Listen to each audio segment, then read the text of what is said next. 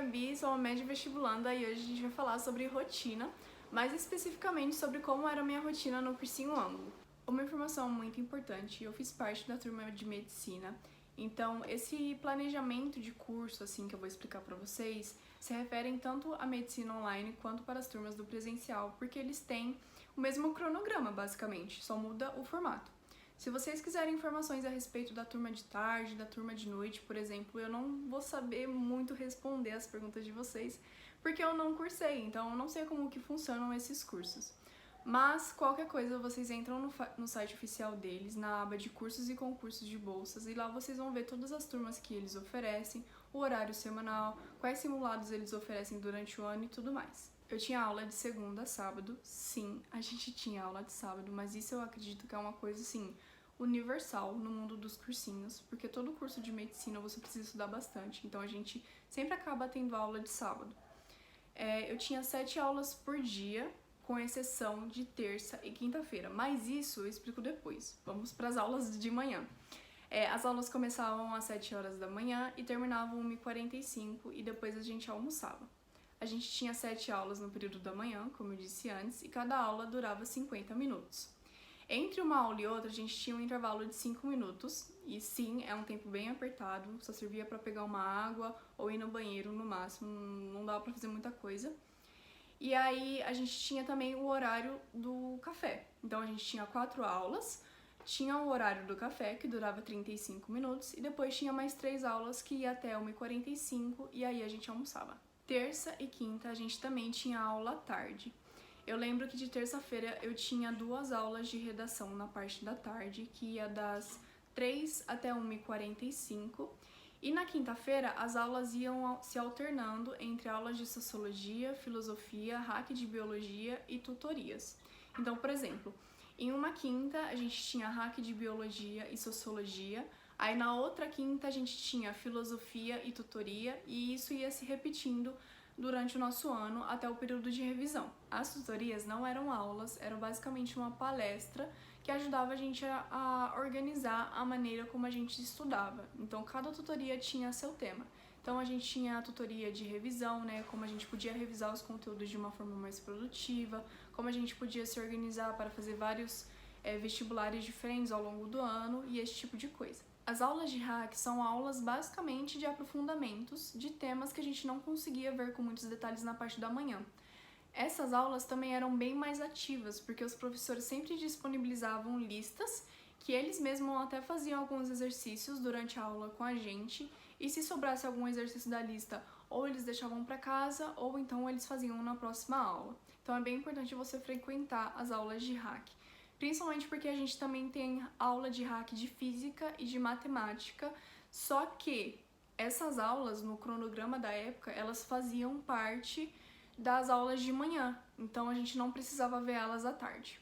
Falando de aula de hack, essas aulas são bem específicas, porque eu me lembro basicamente de uma aula de hack de biologia que a gente estava vendo sobre vacinas e técnicas de PCR, que a Unicamp já tinha cobrado, gostava muito de cobrar exercício discursivo sobre isso, e é muito detalhado. E essa aula me rendeu 2 folhas frente e verso de anotação, e eu me lembro que foi aí que eu decidi que eu não queria prestar Unicamp.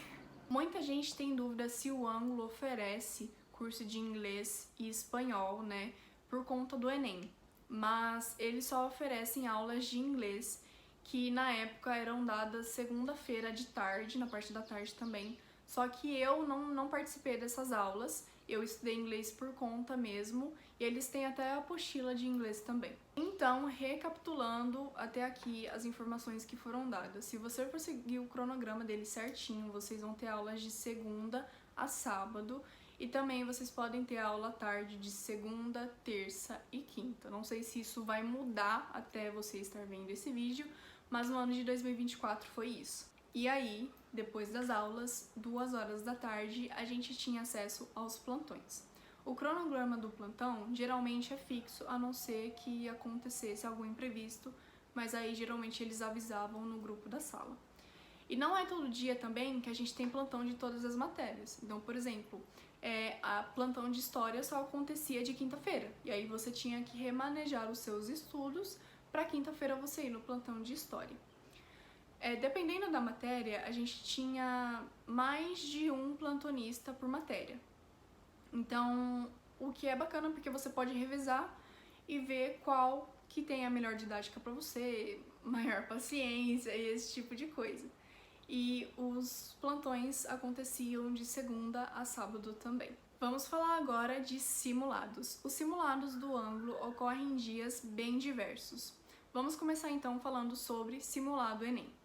Ocorre no mesmo horário do Enem, aos domingos, em 2 domingos seguidos. Entre um simulado Enem e outro, a gente tinha um domingo livre. Às vezes, quando a gente tava num momento de muita sorte, a gente tinha até 2 domingos livres. Mas assim, era raro, era assim, um episódio de comemoração, sabe?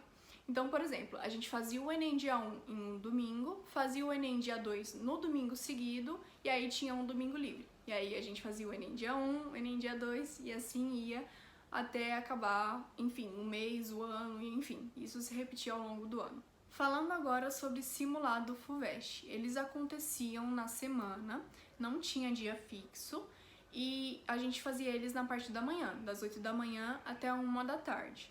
Nos dias que a gente fazia simulado FUVEST, a gente não tinha aula, até porque não tem como conciliar as duas coisas.